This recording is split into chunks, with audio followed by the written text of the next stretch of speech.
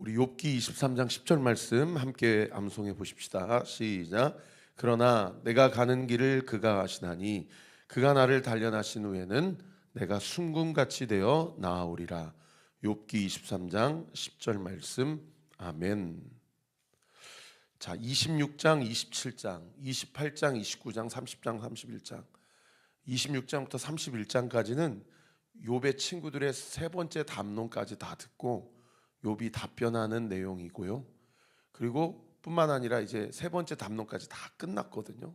32장에는 새로운 친구인 엘리우라는 친구가 등장하기 때문에 마지막에 이 세 번째 담론까지 다 마치고 욥이 고난 가운데서 느꼈던 자신의 어떤 고통에 대한 토로, 그리고 세상을 사는 지혜, 또한 인생은 무엇인지, 산다라는 것은 무엇인지, 사람은 어차피 다 죽는데 어떻게 살다가 무엇을 위해 살고 또 어떻게 죽음을 맞이해야 되는지, 이런 학교에서 가르쳐 주지 않는데요.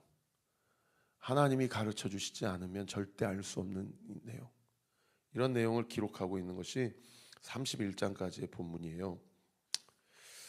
어제 본문 제가 보통 끝까지 한 구절 한 구절 다 우리 성도님들에게 다 풀어드리고 주해드리려고 최대한 새벽 설교를 그렇게 하려고 그러는데 그렇게 하다 보니까 설교도 좀 너무 길어지고 또 아침에 이제 일어난 지 얼마 안 되셨는데 이렇게 하면은 잘 들리실까 이런 생각도 많이 들어요. 그래서 근데 우리 교회는 그 성경 공부 모임이 아직 없지 않습니까? 그래서 제가 날마다 새벽 설교 때마다 우리 목사님이 성경 공부해 주시는 것 같다라는 느낌을 그래도 제가 좀 드리고 싶어가지고 뭐 아직 많이 이렇게 목회를 하고 교회 개척하고 뭐 하나 하는 게 상당히 두렵고 부담이 큽니다.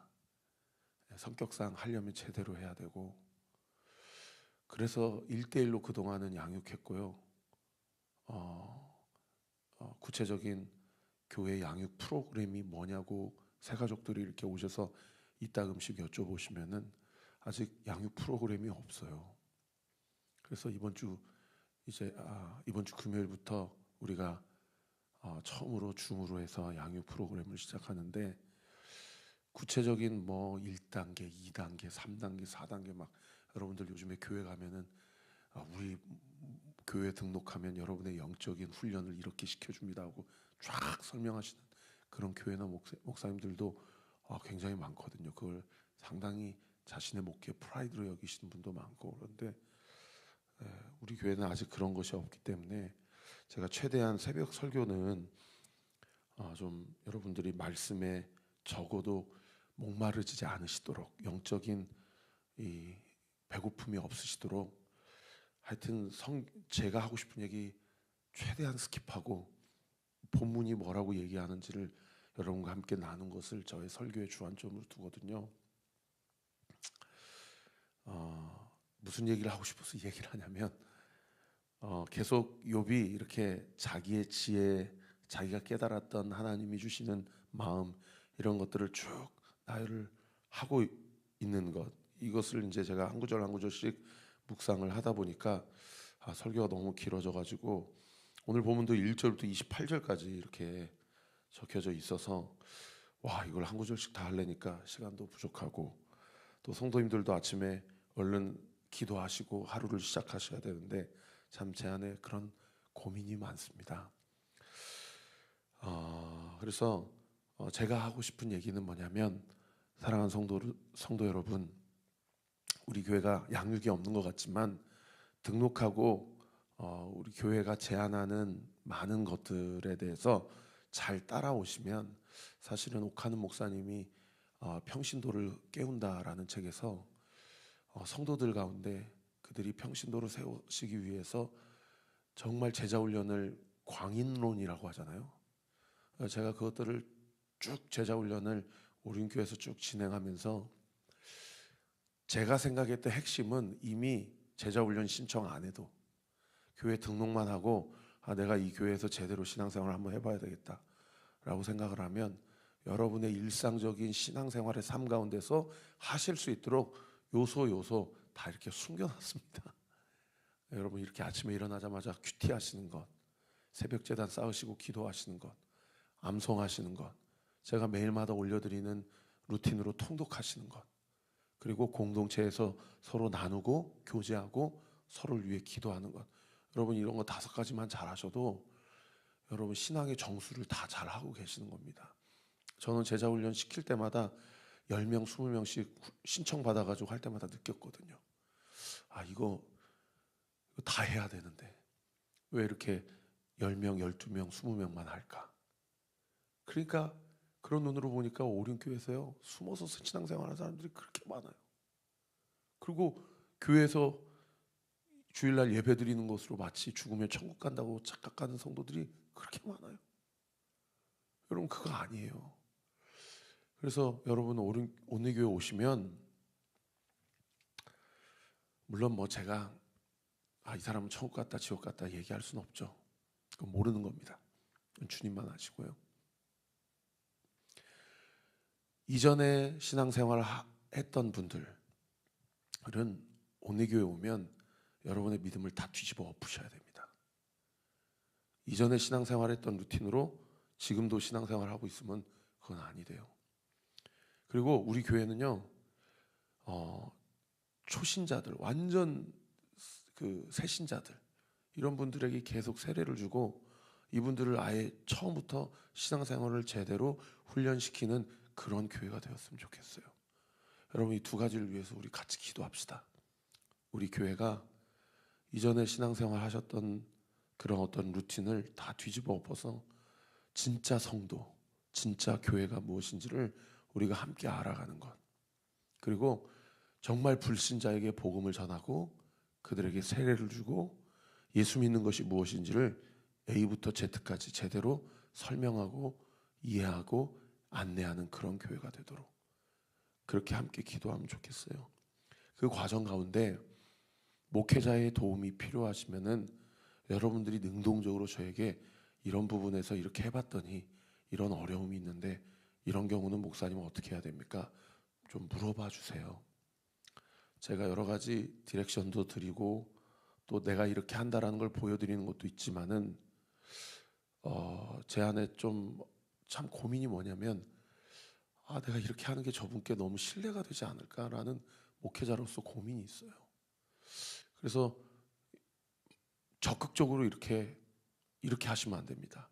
이렇게 하셔야 됩니다. 이런 마음도 있지만 또 한편으로는 내가 뭐라고? 저분이 알아서 하나님하고 하셔야지. 그리고 지난번에 설교한 대로 본인이 마음을 먹어야지. 이런 생각이 있으니까 저도 상당히 이게 이 양극단에서 목회하는 게 제일 어려운 게 그거거든요. 그래서 이런 부분만 고민하면은 제가 제 스스로 내린 결론이 뭐냐면 성도님이 들어와 주세요라는 것까지만 들어가자는 거예요. 근데 그러다 보니까 이게 좋게 표현하면 인격적인데 나쁘게 표현하면은 뭔가 들어가서 흔들어 깨우고 뒤집어 엎어야 되는데 그게 비인격적으로 여기실까봐 그리고 또 상처받으실까봐 그렇게 못하는 우유부단함도 제 안에 있는 게 아닌가라는 퀘스천이 늘 있습니다. 제 안에. 이렇게 쓸데없는 얘기를 많이 해서 너무 죄송합니다. 자, 오늘 본문 1절부터 28절까지 쭉 보시면은 너무 길기 때문에 한 구절 한 구절씩 다 주의하지는 않겠습니다. 그러나 제가 중요한 것만 딱 2가지 짚어드릴게요. 오늘 본문의 특징이 뭐냐면 광석 이야기가 상당히 많이 나옵니다. 1절에 보시면 은 동그라미, 금 동그라미, 2절에 철 동그라미, 동 동그라미, 6절에 청옥, 사금 동그라미, 10절에 각 반석, 각종 보물 동그라미, 15절에 순금 동그라미, 은 동그라미, 16절에 오빌의 금, 오빌은 금의 산지로 유명한 지역입니다. 아마 오늘날 예멘 지역이 되지 않을까 그렇게 추정되는 곳인데, 그다음 16절에 청옥수 남보석, 17절 황금 수정, 정금 장식품, 18절 진주 벽옥, 산호, 19절에 구스의 황옥, 구스도 황옥의 산지로 유명한 곳이고요. 그다음에 순금, 이런 보석과 이 광석들의 이름이 1절부터 계속해서 반복이 되고 있다는 거죠. 여러분, 왜 갑자기 욥이 광석 혹은 보석의 이야기를 이렇게 많이 기록해 놓을까요? 사람들이 이 보석과 광석을 캐려고 얼마나 혈안이 되어서 인생을 그렇게 그것이 전부인 것처럼 살아가냐. 그것을 찾기 위해 3절에 보시면 어둠도 뚫고 가고 죽음의 그늘에게까지 내려가서 그것을 탐지한다. 4절에도 갱도를 깊이 뚫는다. 그래서 어떻게 한대요? 10절에 보시면 각종 보물을 눈으로 발견한다. 여러분, 이게 예수님 떠난 인생의 유일한 목표가 되는 세상 사람들의 삶의 결론이에요. 그래서 물질주의, 자본주의, 만몬주의는 최고의 가치가 돈 아닙니까? 이거 많이 얻고 이걸 많이 누리는 사람이 성공한 사람이요, 행복한 사람이다. 이게 인생의 세상 사람들의 결론이에요. 그런데 욥이 말로 할 수 없는 고난과 고통의 한복판에서 도대체 내가 뭘 잘못했길래 이런 고난을 당해야만 한단 말인가? 친구들이랍시고 찾아와가지고 너 뭔가 잘못한 게 있으니까 하나님이 이렇게 널 치시는 거야. 이렇게 정죄를 하는 그런 상황 가운데서 욥이 지난 주일날 제가 2가지 설교했죠. 첫 번째, 우리가 욥과 욥의 친구들을 관계를 생각해 볼 때 우리 교회가 공감 능력이 탁월한 교회가 되었으면 좋겠다. 저는 정말 우리 교회가 그런 교회가 되었으면 좋겠어요. 그리고 2번째, 무엇을 나눴습니까? 그 고난이 왜 주어졌는지는 누구도 이야기할 수 없지만 오히려 이야기하면 할수록 그 당사자에게는 너무 큰 상처가 되지만 그 당사자에게는 그 고난에 대해서 왜라는 질문은 답변할 수 없지만 그 고난을 통해서 그 당사자가 하나님을 더 깊이 알아간다는 사실을 우리가 발견할 수 있다라는 것을 제가 설교하지 않았습니까? 왜라는 질문에 누구도 답변해 줄 수 없어요. 그런데 오늘 본문에 보니까 욥이 고난을 경험하면서 무엇을 깨달아요? 인생이 돈이 다가 아니구나. 나는 이렇게 많은 성공을 누리고 이렇게 열심히 돈을 벌어서 이렇게 자식 새끼 부족함 없이 학원 보내달라고 그러면 보내주고 먹고 싶은 거 있으면 다 부족함 없이 먹고 그리고 누리고 싶으면 다 누리고 어떤 사람은요 지난주에 한 분을 신방했더니 그분의 인생의 목표는 여행이에요.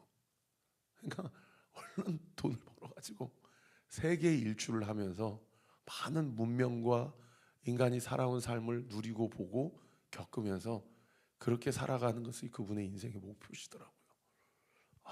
나도 목회 은퇴하고 저랬으면 좋겠다. 저도 그런 생각 들더라고요.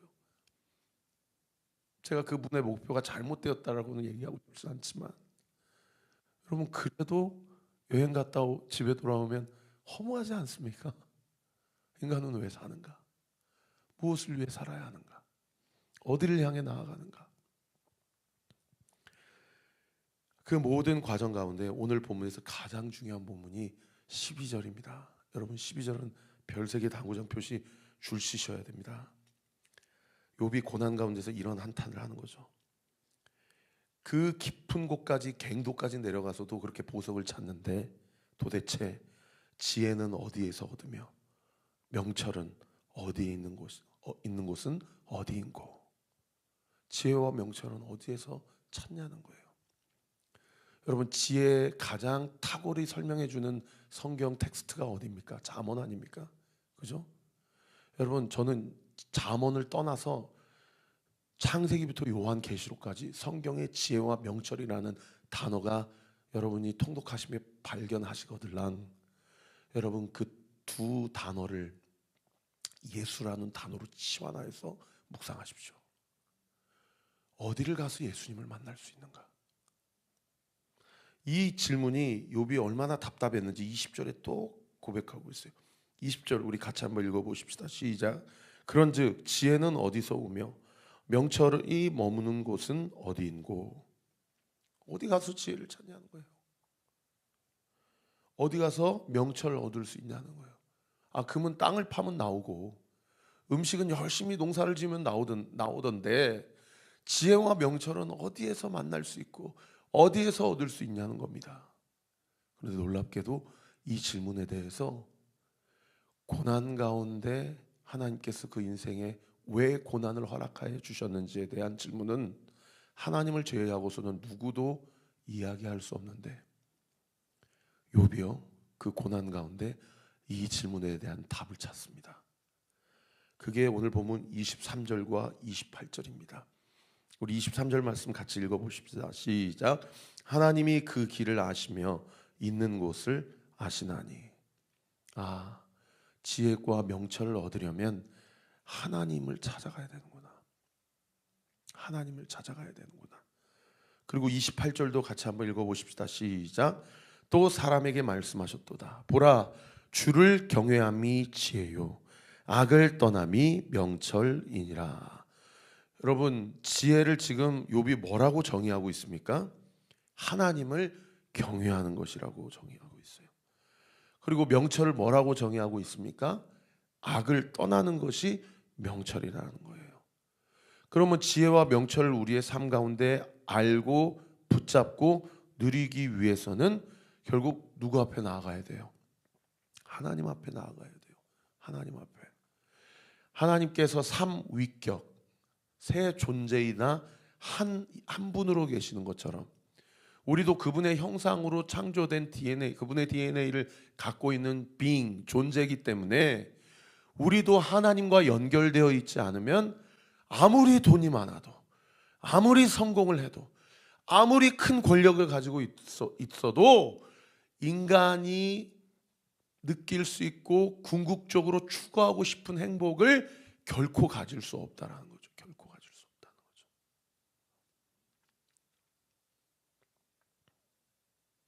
그래서 지금 이름이 생각이 안 나는데 그 사람이 그렇게 얘기를 했지 않습니까?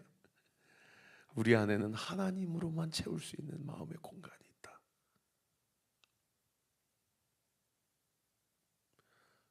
하나님은 어떻게 만나야 됩니까? 하나님이 우리에게 계시하신 말씀을 통해 만날 수 있어요. 할렐루야.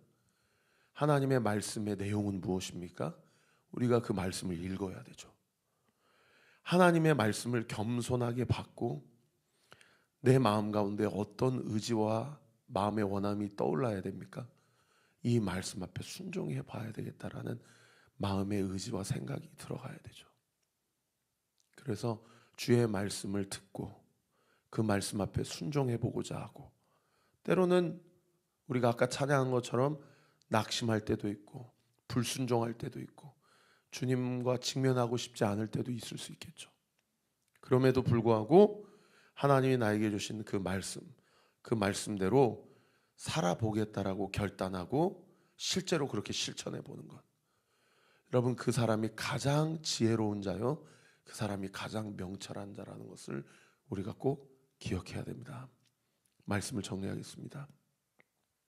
한 2달 전에 새벽 예배 때 요 앞자리에 나오셔가지고 이 홀덤펍에 가시다가 제 밖에서 화장실 가려고 나오셨는데 제가 설교한다는 그 소리가 저 복도에 들렸나 봐요. 그래서 요 앞자리에 오셔가지고 어떻게 하면 하나님 만날 수 있습니까? 라는 그분이 말씀을 준비하는데 제가 다시 한번 생각나더라고요. 그때 제가 요 앞에서 그분에게 그렇게 말씀드렸습니다. 잠언 8장 17절 말씀. 나를 사랑하는 자들이 나의 사랑을 입으며 나를 간절히 찾는 자가 나를 만날 것이다.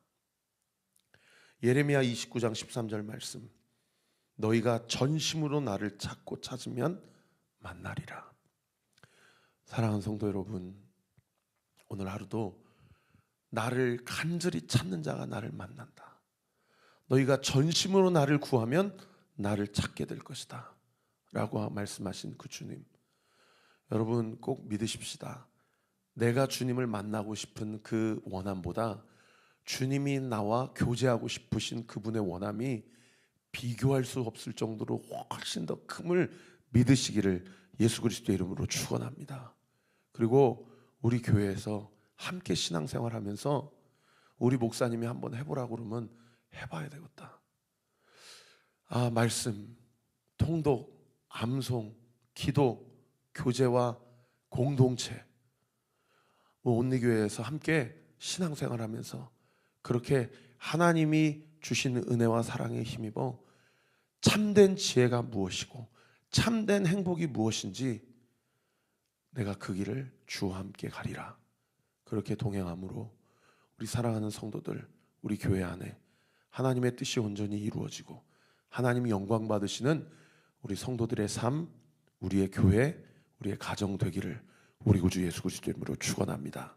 기도하겠습니다. 하나님이 그 길을 아시며 하나님이 지혜 있는 곳을 아신다. 보라, 주를 경외함이 지혜요 악을 떠남이 명철이다. 이 새벽에 주님 우리에게 말씀해 주심에 감사드립니다. 이 말씀은 사람의 말이 아니요 하나님의 말씀입니다. 이 말씀 앞에 내 마음에 찔림이 있다면 하나님 앞에 회개할 수 있는 용기를 주십시오. 내 마음에 무엇인가 분명히 다시 한번 주님이 지적해 주시고 또 짚어주신 부분이 있다고 한다면 이 말씀 앞에 순종할 수 있는 힘을 주십시오. 그리고 오늘도 함께 살아갈 때에 우리 각 등대 모임마다 나를 위해 기도해 주시는 분들, 또 내가 기도해야 될 분들 기도하고 우리 서로를 위해 기도하고 함께 그리스도의 몸된 교회와 공동체를 세워가며 주의 영광을 보는 우리 온리교회가 되게 하여 주옵소서. 감사드리고 예수 그리스도의 이름으로 기도합니다. 아멘. 지금은 우리 구주 예수 그리스도의 은혜와 하나님의 사랑과 성령 하나님의 위로교통 충만하심이 하나님을 경외하고 하나님을 사랑하며 악에서 떠나 주의 뜻을 온전히 이루기로 결단하는 우리 사랑하는 온리교회 모든 성도들 머리머리 위에 우리 교회를 위해 기도해 주시는 모든 기도의 동역자들 위에 지금으로부터 영원토록 함께 하시기를 간절히 축원하옵나이다. 아멘.